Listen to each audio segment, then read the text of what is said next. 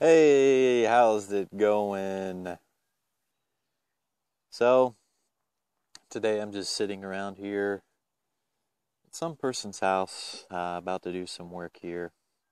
Actually, right up there, if you can see, waiting on the power company to come to disconnect these wires so that I can fix their broken riser pipe.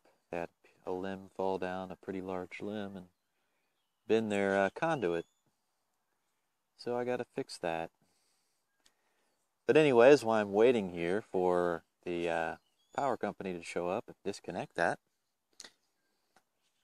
I was sitting here thinking about how there is no spiritual evolution. There is no spiritual evolution, but it's only something that we perceive to be evolution from the standpoint of the human and from the standpoint as we see ourselves. It looks as if we get better and we become a better person, and we perceive that as spiritually evolving. So we think somehow that like we're evolving into this better spiritual creature. But really there is no spiritual evolution. There is only an ending of that which is not real. There's only an ending of what we call sin in our life. There's only an ending of the illusions that we have. And when that ends, then we come into the place of God. Then we come into the place of being one with God. And we experience that as being something like, like it's just an experience that we have where we discover new things every day. So I'm not spiritually evolving because what is real has always been here and will always be here because it's eternal. So how could I spiritually evolve into that? It's already here and I'm only discovering these things. And it's not like it's some big thing to have an argument over, but from the way that I see things, that is what it is. And I think the only thing you have to be careful in perceiving, going to God as like evolution, is you can forget that you are already there, that you are already one with God, and that actually each day that I go out and that I do things, the people that I meet, they're all moments for me to discover who I am by really actually giving that love that I claim that I have, right? Because we could be reading spiritual books, the Bible, whatever, and it's talking about love your neighbor, love the people around you. But if I only read that and I just hold it as like knowledge in my mind,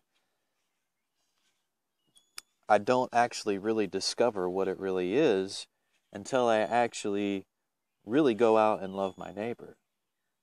And then I begin to see the knowledge put into action. It's kind of like listen to God, hear God, and then you do.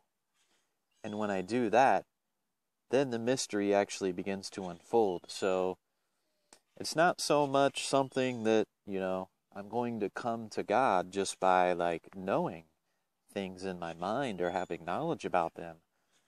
But it's when you actually listen and do them, that is when you actually come even closer to God. Continue on with. So I think some people are about to be here. So I'm going to drop this video. But you have a good day and just continue on in the love of God. Don't just make it about something that you talk about, something that you read and just talk about with other people and have a bunch of good feelings, in like a safe environment. But what God really wants us to do, maybe we need to start that way And we need to learn some of those things. But eventually we have to break out of even that environment, because that environment can stagnate us, where it's safe and I have people around me, spiritual people that, and I feel safe around these people and we can talk about all these things. But what God is ultimately really wanting us to do is to go back out with this new understanding and this change of mind that we have, and really show that with the world around us, even when that world seems to be hostile, even when the people around us seem to be hostile to us. And in that we will actually find strength, we will actually find power in every one of those moments if we continue to listen to God.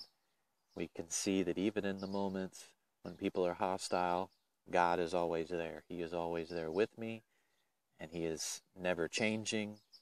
And even though somebody else is hostile, I don't have to respond back hostile. I don't have to respond with an eye for an eye, a tooth for a tooth. But I can respond back by loving my supposed enemies, by loving people that seem to not be loving me. So, God bless you. You have a wonderful day, and I'll be seeing you around.